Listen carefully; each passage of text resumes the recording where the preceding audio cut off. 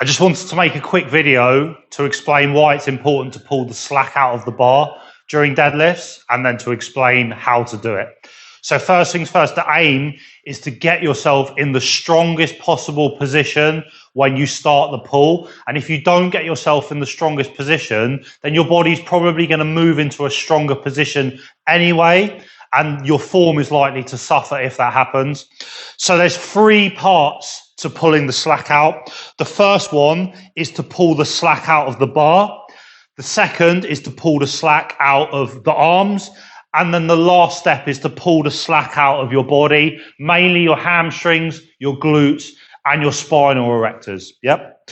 So for pulling the slack out of the bar, you'll notice on heavy deadlifts that the bars are going to bend a little bit as they leave the floor. So you need to pull that bend out of the bar before you start the lift. Otherwise, the bar will bend, and then it will start to leave the floor. And the first centimeter or two, you've wasted the energy pulling it out. Another thing to look for is that the bar will click, because there's a bit of a gap between the middle of the sleeves and the disc. Otherwise, the sleeves will be really difficult to put on. So you'll notice that the bar will click. So you need to pull that bar so you hear the click before you start the pull. Now, the next step is pulling the slack out of your arms and your wrists.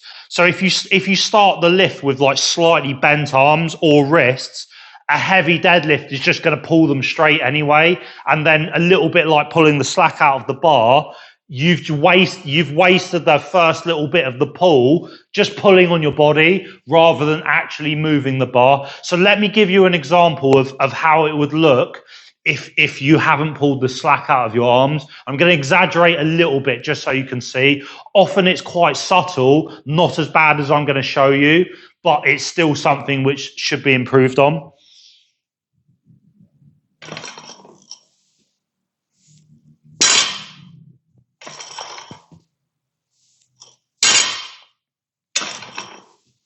Okay, so I hope you saw there that I started the lift with slightly bent arms, and then as I pull, the arms end up straightening anyway, and then the bar moves. So the solution to that is to pull yourself into this position and then start the pull.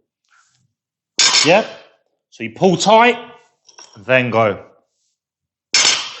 The last step to cover is pulling the slack out of your body. And a lot of that is just pulling yourself into the most efficient position. So you can think of these muscles as like a clutch on a car, right?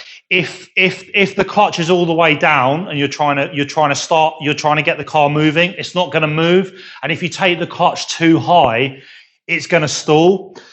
So you need to try and find that biting point with your muscles before you start the lift. So let me give you an example. So a common mistake is people start a bit too low when they deadlift, and then the hamstrings are very short, and because the hamstrings are short, they don't have any further room to shorten and help in the movement.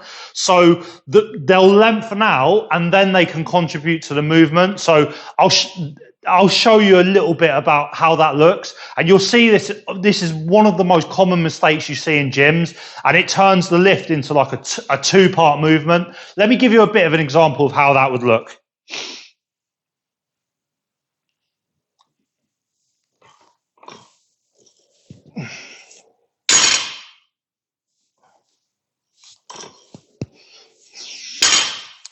So I hope you noticed that because I sat quite deep, my hips actually rise a bit before the bar moves, and then you turn the lift into a 2-part lift.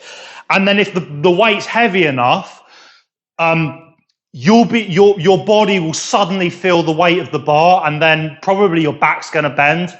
So when you're pulling the slack out of your body, that comes with experience, and you need to try and feel like the strongest position where your muscles, mainly your hamstrings, are there's a degree of tension, not too much stretch, but a degree of tension, so they're ready to pull.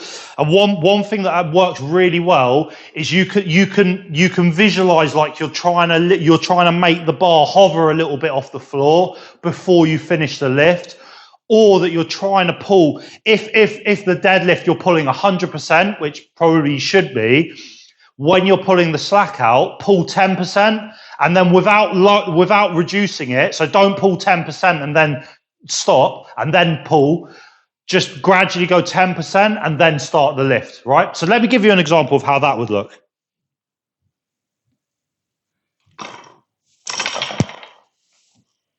Yeah. So I pull on the bar. Because the weight's quite light, the bar's actually hovering off the floor a little bit before I pull it. So I hope this video has been useful, and you can start applying it to your own training to pull the slack out of the bar, get yourself in the strongest possible start position before you start your deadlifts.